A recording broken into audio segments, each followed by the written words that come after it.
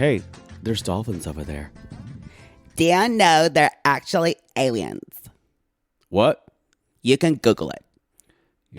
What is that from? Isn't there like some famous thing where they thought dolphins were aliens? No, I think this misguided woman. Because I think she believes this. No, she completely does.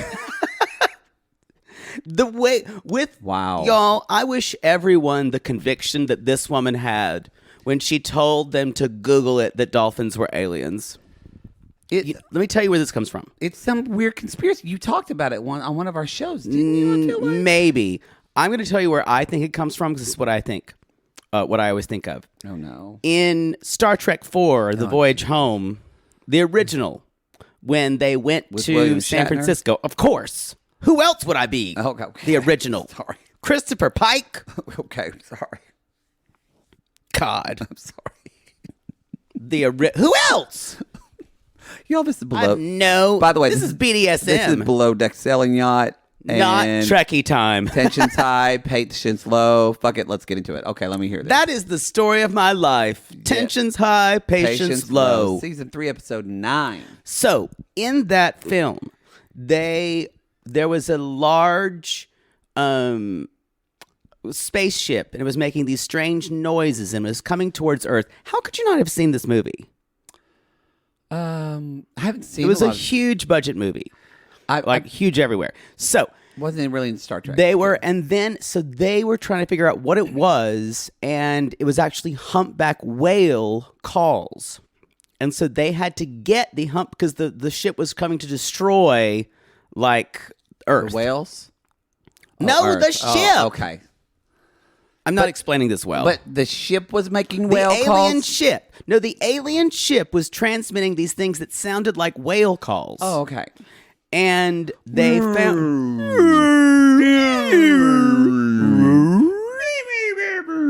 That kind of stuff. Okay. Yes, humpback whale calls.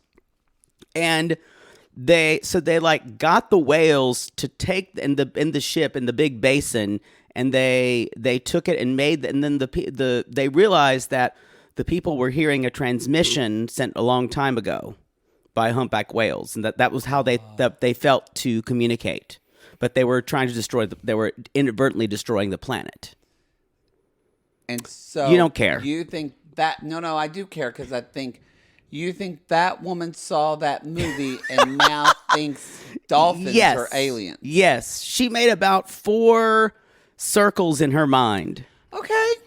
And maybe there's another theory, but that's where I went. There's probably another theory for her. Y'all, come at me if there's another dolphins or aliens, because that's what I went to. Aren't dolphins actually have more in common with humans than we think? They're very smart. Well, they're mammals. Yeah. And they fuck for pleasure. They masturbate. They're one of the few mammals that do that. This feels You know weird what? I thought of you. to be talking about the animal kingdom. I watched when we were flying back on the Forever flight from Philly. I watched a documentary called Jane. I saw you watching about it. Jane Goodall. And I love Jane Goodall. I do too. And I didn't know that she ended up marrying the cinematographer they met, the guy who filmed all of her stuff. What's his Hugo. name? Yeah. She ended up marrying that guy. And they had kids then they together. had a kid named Grub. Don't get me started on that name. But whatever. Grub. But they showed video of a lot. It's good, but it's very disturbing. It's like one chimp who has polio and can't move his legs, and he's trying to crawl. And it's heartbreaking. But it also shows one female, in chimpanzee society. I think gay men, especially maybe some sitting on the couch, are really evolution forward, I guess. Yep. In that chimpanzees, the female, whenever she's ready to mate, her vagina kind of puffs out. It kind of looks like a gay guy's rosebud. Yeah. Who's been fucked too much. Yeah. But when she's in heat, Yeah. the chimps aren't fighting over who gets to fuck her. Right. Because they all fuck her. She lets every guy come inside of her. Sounds like a good night. I'm telling you, gay men are ahead of our It's time. very equitable. It is. Who knew that? Y'all fuck like a champ. So then you don't know who the daddy is. It's a guessing and game. So everyone's raised by In a community, yes. y'all. Next time you can't get pregnant, I highly encourage you to go to your neighborhood bar and just lazy Susan it. Just lazy Take all Susan. comers. Literally. You done? And then the entire bar will raise your baby. And there you go. Learn from evolution. Wow. Yeah, someone just tuned in for the first time thinking we're going to talk about below deck sailing yacht. And I just gave them a solution for infertility problems. Yeah. Mhm. Y'all, this is BDSM, episode BDSM. 9. We don't have tour dates yet. We said we were, and as usual, We're still waiting on it's not 2. our fault. We're waiting on theaters to confirm, but yeah, they're not ready yet. It's a real, y'all. There should be some kind of like nationwide alliance of venues, and people are like, "You could all use Live Nation." We don't want to do that. We don't want to be a monopoly. We don't want a nationwide live together because then it'll be like fucking radio, and Exactly. now there's no uniqueness in radio anymore. you. Thanks Clear Channel, aka iHeart, because you had to rebrand fucking because everybody iHeart. knew Clear Channel's the same, y'all. They just rebranded because they knew everybody realized Clear Channel was fucking. Down with corporations, except for Acast. You can listen to Reality Gaze podcast on iHeartRadio or wherever you get your podcast. If they came at us and offered us a deal, I would say no. You can take your money elsewhere. What if they gave us $2 million? That would give me pause. I'd have to think about it. I do still have my ethics, though, about big corporations and that, but I'd seriously think about it. $2 million for a 5-year contract, $2 million every year. Yeah. Yes. I'd sell my ethics for that. No one has that kind of ethical. No, Only Oprah, maybe. maybe. So let's talk about this show. Let's talk about it. I feel like these were very reasonable charter guests we're dealing with. Mm-hmm. Even the vegan is absolutely lovely, and we expect this person to be choosy. Yeah. And I'm gonna go back on this, but I just want to start out here with the fact. My first teabag is that Marcos decided that he wasn't just going to give her all vegetable options. Like, they just didn't throw a veggie tray at her, and he just made his kind of food for everybody else. He intentionally said, I'm going to make fillets for everybody else, and yours is going to be a butternut squash fillet. And I'm also going to give other people vegan butter and vegan mashed potatoes so you can eat what everyone else is eating. That's genius. You know, that's a big Ina Garten thing. She says, like, don't make something specifically for Yes. just one person. Try to just make something for everyone. Right. Other chefs haven't been so lucky with that when they have special dietary needs. I mean, y'all, this is way jumping ahead, but as Marco says, he learned how to cook vegan in West Hollywood, which is probably the worst place in the world to learn, or the best place to learn to cook vegan. Yes. Because if he fucking worked at Crossroads, the people that at that restaurant are so unhappy. Or M Cafe. Yeah. They're very good, but you can just tell the servers are so unhappy from just people and their People bitchy berating them. dietary restrictions. Asking, and it's every not, detail and it's about- okay to be vegan. It's okay. We're not slandering all vegans, but there's a Los Angeles peculiarity of diet where someone will just say, I'm vegan, but I don't eat anything with nuts. And, or yes, and I eat everything except for fish caught this place and I was blah, gonna blah, say, blah. It's not just vegan here in LA. No, it's everything. People are like, we always had one woman at the law office. Every time I did the holiday party, she had all these things, and like this sounds terrible because some people are, celiac disease, so they can't have gluten and all this kind of stuff. But it was one of those people like, she can't eat all this because our CrossFit trainer told her she was allergic. Stop. No, our CrossFit trainer told her she was allergic to it. And I went, well, he's not a doctor. Right. But she's like, no, he said the way my body, this is it. So He looked in my eyes. Yeah. So she couldn't have Our carbs. CrossFit trainer. Couldn't have carbs. She couldn't have dairy. What a fucking idiot. She couldn't have sugars. It was like Entire it was gamut of just sugar. like such a rigmarole of what and she always at the holiday party sent her food back, and they had to make something else for this catered No, dinner here's what for you her. say. Can you eat before you come? Simple. No, she won't, because she needed to be included. She got fired. Thank God. Anyway. What I just want to say is, I liked her as a person, though. We had fun. You She was can funny. have dietary needs. This woman was she's like, I'm so grateful, and I was like, that's so great to hear. Well, because in the same way, I feel, we have friends that are vegan and veg, and even still, even if somebody's not trying to make a big deal, they're made to feel othered. Yeah. Because chefs either just give them a fucking salad or Right. whatever, and so he just went about it the right way. Marcos had a good episode this episode. Yeah, he did. He really did. Or they give you like, here, have this. Oh, never mind. Have this Dick like pic. no. I just when I see lots of text, I get nervous Oh. that something's happened. You know what? I do that too. Yeah. We should probably process that. Yeah, I think so.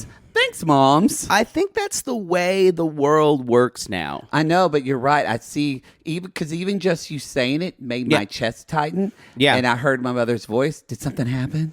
No, when my rarely does that happen, but when I see lots of text in succession, it makes me nervous. What if somebody had good news to share? Still. Hey, boy, giving you good news. Hey, man. Anyway, that's my first tea bag. I'm going to be going back a little bit earlier, but what's your first one? I just want to say, slamming your fucking finger in a door is one of the most So painful. things. And if some people are like, Gary was acting like a baby, He was and I'm not. like, he was not. He was underselling it, if you ask me. It is. It's just throbbing, and then when we saw his finger and how bad it looked, The noises you make when you say you slam your finger in a door, which I've done several times as a piano player, of course. Of course. The noises you make are irrational, Yes. and not of this earth. You're like, you're like a whale. yeah.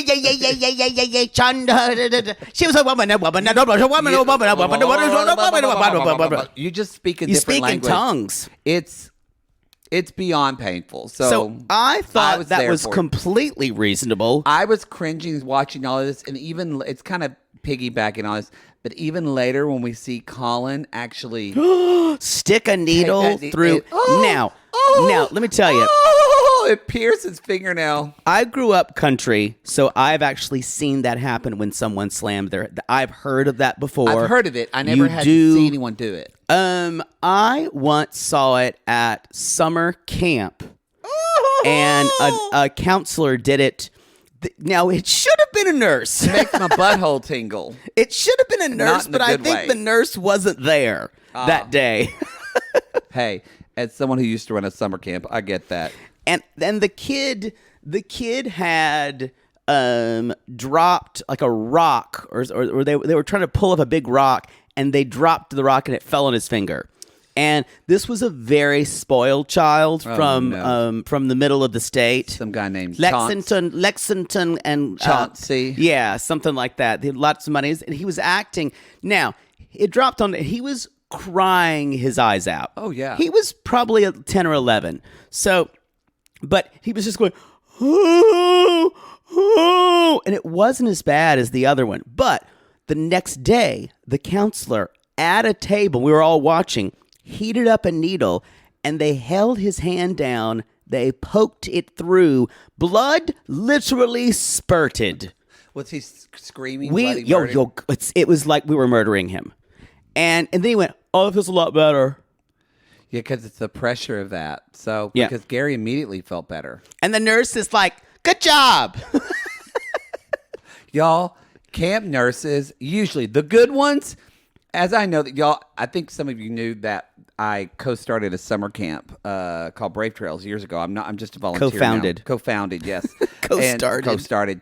The biggest deal was finding the fucking nurse. Oh, yeah. And it makes or breaks your summer, because if you have a persnickety or not, or a nurse who is not used to roughing it, Yeah. you're fucked. But if you have a nurse who's used to camp, it was like Nurse Beth at the camp we taught at. Drip, drop, drip, drop. Don't wear flip-flops. Don't wear flip-flops. Because, y'all, this woman hated flip-flops in the rain, mostly because every time it happened, a girl would break her ankle. A girl would break her ankle. And so she would And always Nurse Beth goes, there's another one. there's another one. Literally, there was like one summer where like 8 girls were out on crutches because of flip-flops. But... And they were Jewish girls from New York City, so already they're uncoordinated. yeah. She was so... She could deliver a baby in the middle of a hay cart driving down the mountain, because she was just toughing it. She could put an EpiPen into a bucking bronco. Oh, she sure could. Where some nurse from New York City never. New York City. Get a Anyway. rope. God bless camp nurses. So what's your... Okay, that's yours. I just want to say my next one is the smash cut from the editing. None of these guests had any idea about the finger or what just happened. And Gary's going, rah, rah, rah, rah, speaking in tongues. Oh my God. Rah, rah. And the same thing, the smash cut of Ashley or Gabrielle says, do you want something to drink? And the guest goes, do you have iced tea by chance? Love that. And one girl's like, I'll have something with bubbles. Just the smash cut is so beautiful. And Gary is literally wanting the to cut off ultimate in upstairs, downstairs. Yes. And that is when Gabriella starts talking about she's exhausted, and she says she's worse. We get it now. She says I did not want this for her. We thought it might happen. It's true. And she said, I'm disappointed in my behavior, which means, y'all, she feels shame. Ugh. That is not a good thing for Gabriella to admit to. And I will say, we'll talk about this a little Carlos bit more. was the worst person for her to talk to about it, too. What is she thinking? I'm sorry. Going to a chef for comfort? Going to a Latinx chef. So culture-wise, Who you've already had a run-in with. So yes, you've already run in with them. They're the chef, and culture-wise, this machismo. They're not gonna. What all Gabriella needs is what she got from Kelsie. She just needed to talk to someone and say, "Oh," because she told Marcos. She said, "I'm exhausted and I'm disappointed in my behavior." And Carlos immediately says, "Well, you can control that." The most not helpful thing. If when someone comes to you and tells you your feelings, this is a thing for all men who are listening, all 8 of you. Poodle's about to save your marriage. Listen up. Men, do not immediately offer solutions when your wife says is offering problems. She just really wants if she wants solutions, she will actually say, what do you think I should do? Yes, if your wife is bitching about Janice in the carpool that doesn't fucking pull her weight and never takes the kids like she should, because she's always and just gives your kids, because she's selling fucking another Tupperware party and you're having to lug her kids, don't try to say, well, we'll get someone else. Just say, that sucks. She's a bitch. Janice is a bitch, and that sucks, honey. Yeah. And your wife will I'm be sorry happy. you're having to deal with that. She'll probably cry, give you a hug, and then she'll suck your dick. I don't know if she'll do that. I don't want to set up an exchange for listening for dick. Maybe that's what I would do. Yeah. I'm going to usually suck your dick. I'm going to take that away off the table. But I was just going to say, he does not know how to listen. That's not his skill set. No, and it makes her feel worse. The interesting thing is what she is doing, unfortunately, is she's going to everyone on the boat she knows that she thinks doesn't like her. Yeah. Because that's the most important thing for Gabrielle, unfortunately. Yes, and it's not passive aggressive. It's just passive. Yeah. If she had said to Carlos, she doesn't want to say she's sorry. She said, I'm disappointed in my behavior. What if she had said to Carlos, you know what? I'm sorry to you for my behavior. Everything would have changed. Carlos would have said, apology accepted. Let's move on. But it's like she's trying to dance around. Yeah.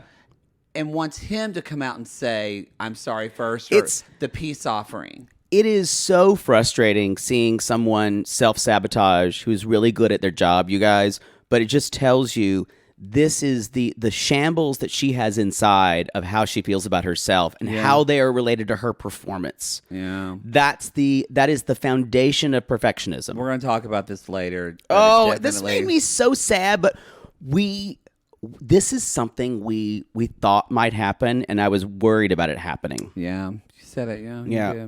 Anyway, what's your next one? Or was that mine? Or was that yours? I'll do one and then we'll take a break. So Captain Glenn, okay, because Gary's down with his finger. Captain Glenn totally jumps in and he's helping the deck. They want to go on a beach. He's helping them getting down to a boat. And I thought, Poodle, if a crew member had hurt their finger in the ship and the guests wanted to go on a last minute excursion, what would Captain Sandy do? Just say, if Malia had hurt her finger. Malia had hurt her finger. Lexi, can you go with the guests? I understand you don't have any way to pilot a vessel, but it's easy. You'll get the hang of it. No, she would not do that. She would. That's exactly what she would have had. Somebody else who was ill-equipped to do it. And then she would have. Yeah, and then she would have gone like, Malia, look what you did. Lexi had to do that. And then when someone said, but Captain Sandy, you're a leader. Why did you not lead her? Why did you tell Lexi to go guide the boat? It's that no, I will not accept that because Malia should have provided for that. But you didn't lead her ship. I was too busy leading by example. I was too busy leading by example. Okay. I think I came up with that term. Leading by example. You did. Okay. I was just making sure that there wasn't... I need to go watch McMillan and Wife. Yeah, I didn't... I kind of was making sure there wasn't a Rizzoli and Isles marathon on.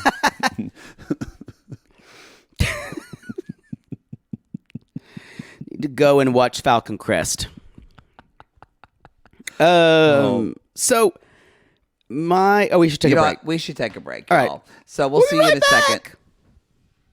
I want to talk about, and I understand, and I think Gabrielle probably would have maybe had some of these thoughts without Ashley.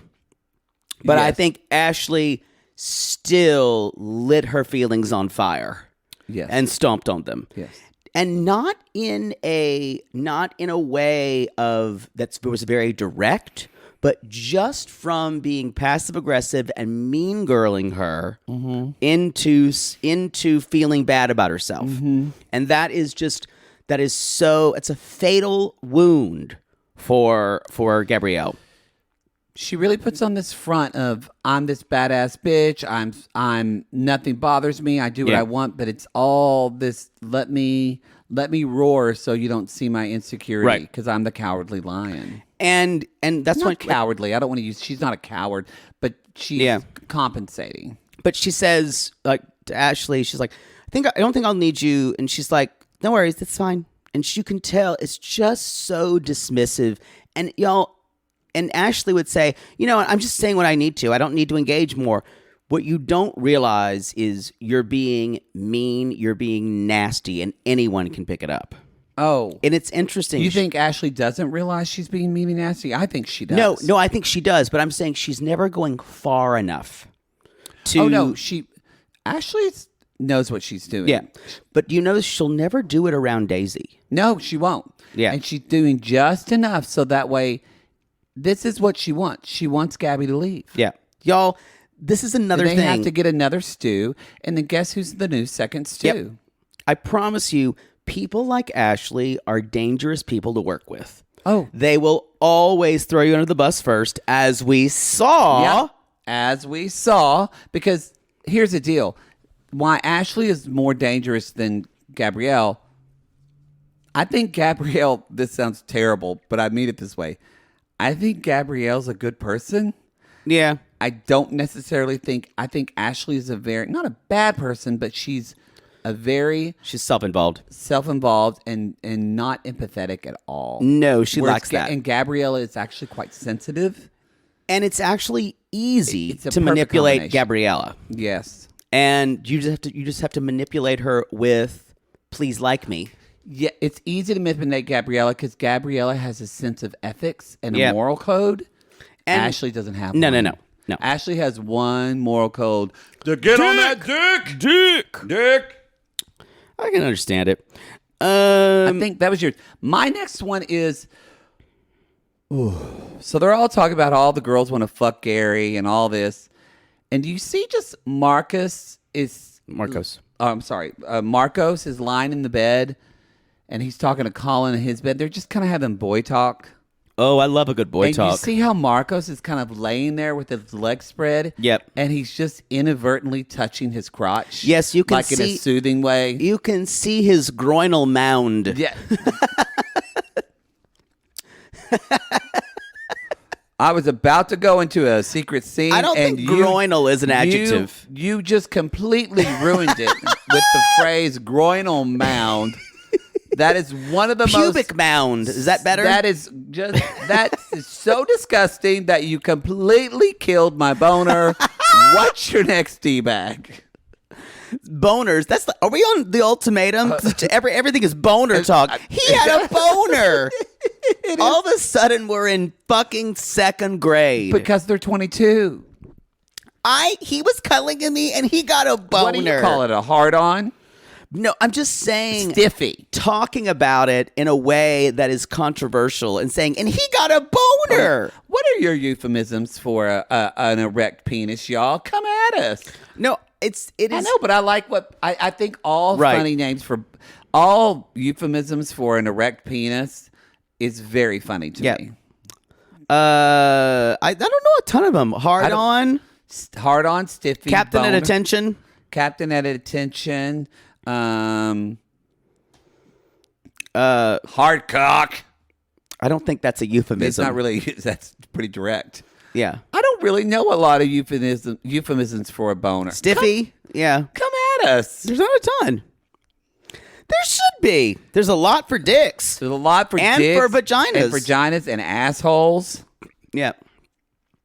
Maybe people think of it as too forbidden. Maybe. I don't know. Leaky spear. I just made that one up. Gross. That doesn't have any bearing in reality. Well, I don't know. Like that's not expression. So my next one, Hole plunger. again. Doesn't really. No, please. I'm asking you to stop. King Arthur's sword. No, No, please. really. You're embarrassing yourself. Okay, just want to make sure. Yeah. You can keep thinking about it, Okay. but don't say the ones that are bad because you know those. All right. Okay. Zeus's javelin. Zeus never had a javelin. Okay, well. Again. I'm asking you to stop because it's not good comedy. I just okay. Yeah. All right. So y'all, I just want to say one way. My next one is this is how you handle a problem. How to handle a woman. There's a way, said the wise old man. I wonder how that dates. Camelot. No, I wonder how that song. I wonder Oh, yeah. Well, it does end with is to love her, love her, love her. It was intended when the piece was written in the 60s, it was intended to be this chauvinist singing a song about handling a woman, and then it turns at the end. I don't know that show very much at all. It is this is Camelot we're talking about, obviously. It is a very long book show. However, it is being re-edited. I saw it at Pasadena Playhouse about 10 years ago. Never seen it. Pared down. It's a very long show. The score is great. Did they make a film? I'm sure they did. Yeah, Richard Burton. Oh, Richard Burton's in the film. I've never seen it. Is it good? You know, it's been a long time since I've seen it. Well, I don't know. Camelot Can be kind of deadly. I've seen it more times than I should have. Okay. I've only seen it one good production that they did in Pasadena because they pared it down, and I think it only had like 4 or 5 characters. Julie Andrews was in the original. Right? Original. Yeah. Richard Burton, Julie Andrews. I don't know if she was in the film. Maybe she I was. think so.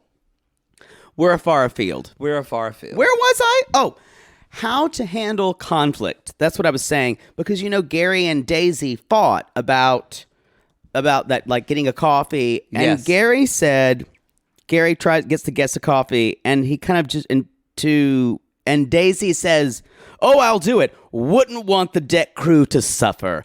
And they both laugh about it. And you can tell that neither one of them has any animosity about it. It's now a joke. It's now a joke. I think that's great leadership, is to be able to do that. Well, it's that they can handle it, and because they did talk it out. They talked it out. And it was a blow up, though. Because when you're a true leader, by the way, it was Vanessa Redgrave. Thank you. To be a true leader, you have to not take things personally. Yeah. And Gary and Daisy, They're good at it. They're good at it. It's one reason why they maybe will fuck one day, but they will never be a good couple because they'll never feel like somebody would take the relationship seriously. Right. What's your next teabag? My next teabag is let me just scroll down here and just see. So, speaking of Daisy,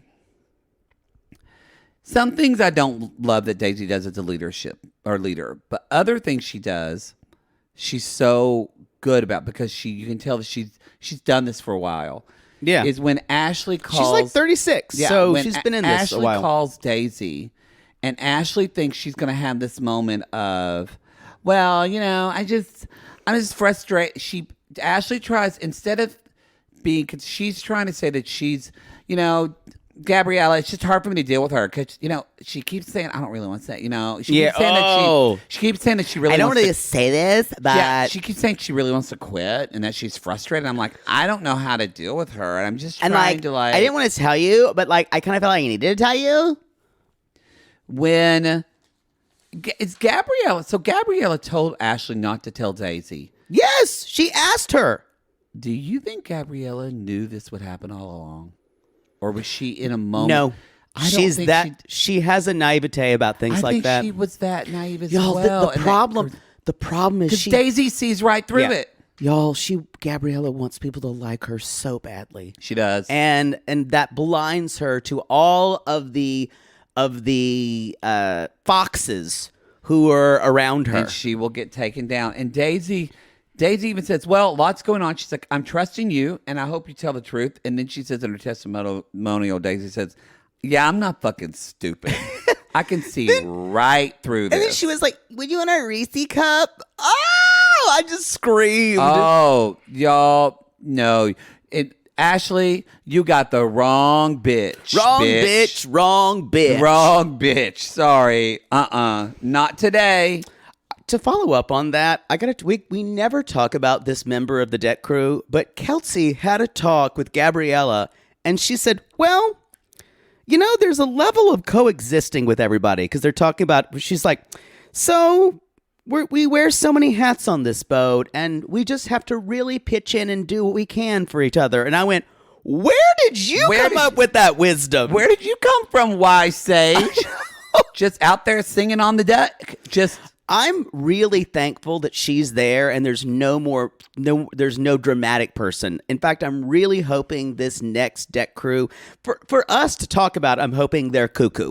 But for the sake of the boat and the charter, the rest of the charter season, I hope it's easy for them. I've turned, y'all, I was just telling Poodle, these have been okay episodes, but there hasn't been like there's not any theater moments or anything. I want this person to just be a nightmare. I hope it's Satan's talking to him the same like Lexi. I just want a nightmare just to make it fun. I hope it's an old pirate who has a macaw on their shoulder. Yeah, exactly.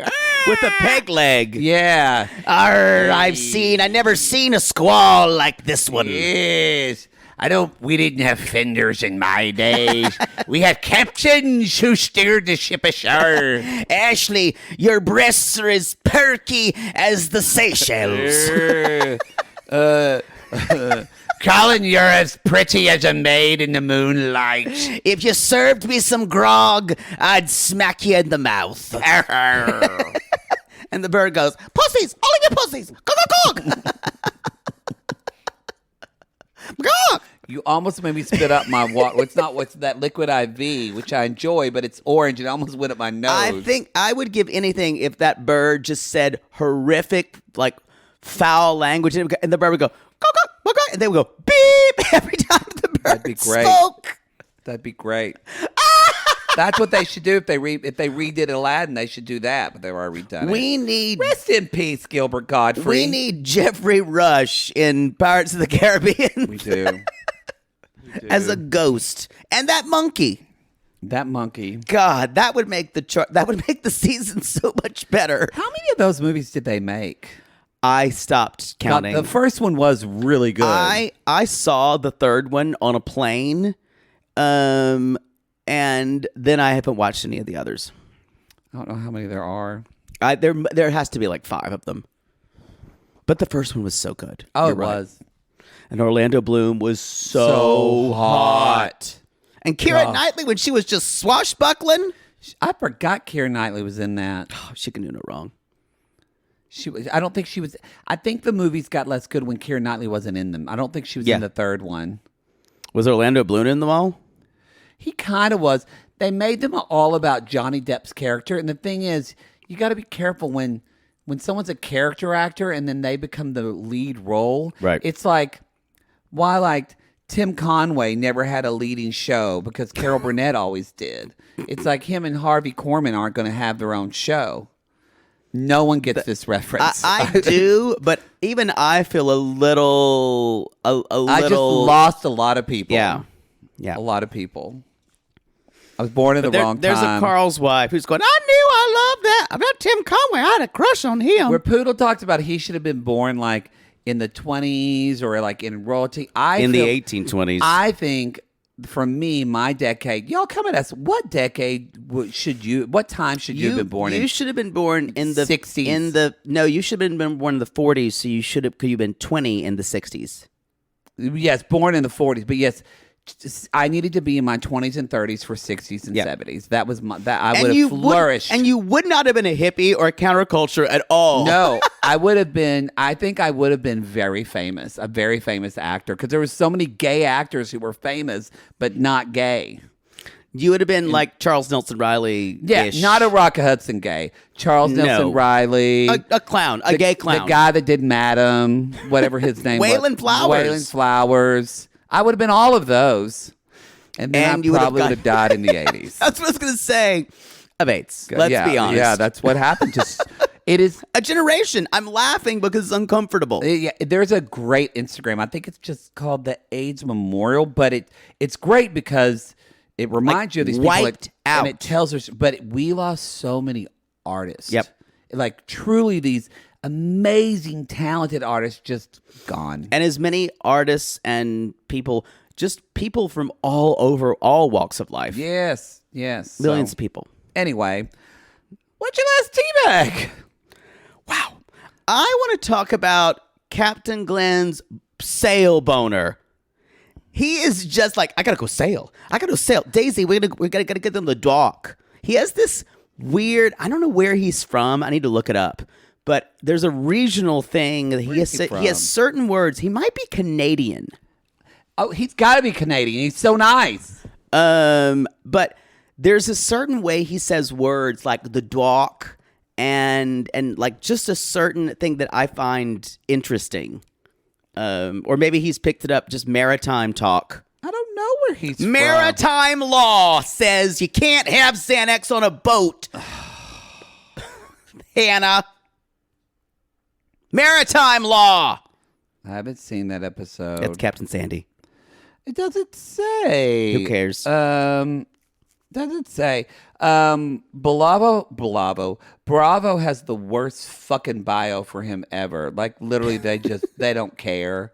They just don't care. That was their first slogan. We don't care. That should be. So that is instead of watch what happens. Was like we don't care. We don't care.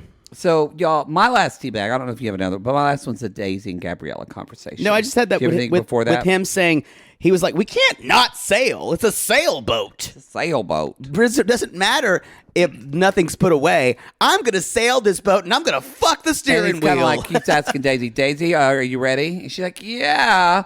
And I mean, I'd like 30 minutes. It's like, I'll give you 10. And then at like 5 minutes, he's like, just kidding. You ready now? And We're gonna finally, go now. Daisy's just like, sure. That's like me trying to open presents with my mother, and it's like 5:45. Can we open presents now, Mom?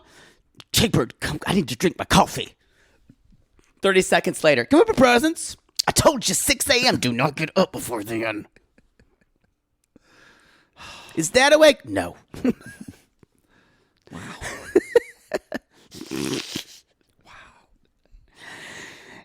Jaybird Santa had a really hard time putting together that Castle Grayskull, so we're never doing that again. He told me as he left. You're never getting another Castle Grayskull.